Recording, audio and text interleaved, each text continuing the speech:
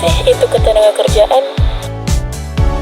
Ketenagakerjaan adalah istilah yang mengacu pada semua aspek yang terkait dengan tenaga kerja atau pekerjaan dalam suatu negara atau wilayah. Ini mencakup segala hal yang berkaitan dengan hubungan antara pekerja, pengusaha, atau pemberi kerja, dan pemerintah. Tenaga kerjaan mencakup berbagai komponen. Konsep-konsep ketenagakerjaan. Tenaga kerja terdidik adalah kelompok pekerja yang telah mengikuti pendidikan formal atau pelatihan khusus yang relevan dengan pekerjaan atau profesi mereka. Mereka memiliki pengetahuan, keterampilan, dan kualifikasi yang diperoleh melalui pendidikan tinggi, pelatihan teknik, atau program pendidikan khusus seperti guru, dokter, dan pilot. Tenaga kerja terlatih adalah kelompok pekerja yang telah menerima pelatihan khusus atau pengalaman kerja yang relevan dengan pekerjaan atau profesi tertentu. Meskipun mungkin tidak memiliki pendidikan formal yang tinggi, mereka memiliki keterampilan dan pengetahuan yang diperoleh melalui pelatihan teknik, magang, atau pengalaman langsung di lapangan seperti pramugari, penyiar radio, dan barista. Tenaga kerja tidak terdidik merujuk pada individu yang memiliki tingkat pendidikan formal yang rendah atau bahkan tidak memiliki pendidikan formal. Mereka mungkin tidak memiliki gelar akademik atau sertifikat yang relevan dengan pekerjaan. Pekerja tidak terdidik ini sering memiliki keterampilan terbatas dalam pengalaman kerja teoritis dan mungkin lebih mengandalkan pengalaman kerja praktik seperti petugas kebersihan, supir angkut, dan pengangkut sampah.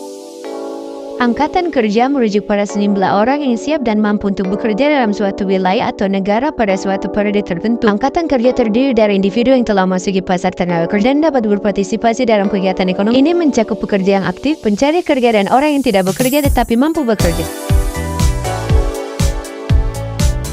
Kesempatan kerja merujuk pada sejumlah posisi pekerjaan atau lapangan kerja yang tersedia dalam suatu atau pasar tenaga kerja pada suatu waktu tertentu. Ini mencakup pekerjaan yang tersedia bagi individu yang siap dan bersedia bekerja. Kesempatan kerja mencerminkan permintaan tenaga kerja untuk memenuhi berbagai kebutuhan dalam ekonomi dan masyarakat. Masalah ketenagakerjaan. Masalah ketenagakerjaan adalah tantangan yang berkaitan dengan pasar tenaga kerja dalam suatu negara atau wilayah. Masalah-masalah ini dapat beragam tergantung pada konteks ekonomi, sosial, dan politik. Namun beberapa masalah umum ketenagakerjaan meliputi ketidakstabilan pekerjaan, keterampilan tidak sesuai, ketidaksetaraan upah, kontrak kerja tidak tetap, kesehatan dan keamanan di tempat kerja. Lalu bagaimana cara mengatasi itu semua?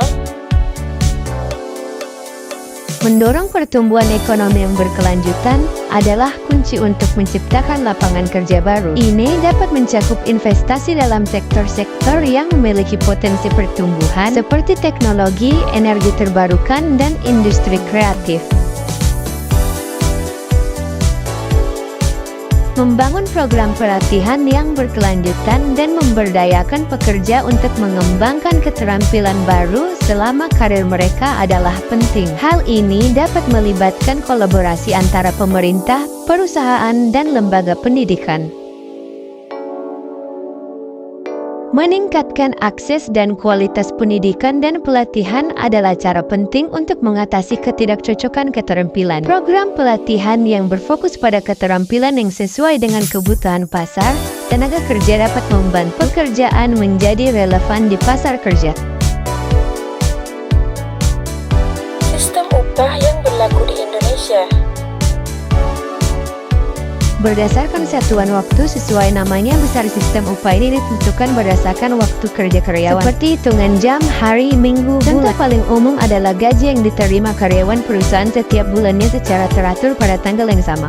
Yang kedua, sistem upah borongan. Upah yang dibayarkan merupakan upah keseluruhan dari awal pekerjaan sampai dengan selesai, sehingga kemungkinan besar tidak ada tambahan upah di luar dari yang telah disepakati. Contoh umum sistem upah borongan adalah pembayaran upah untuk pekerja proyek.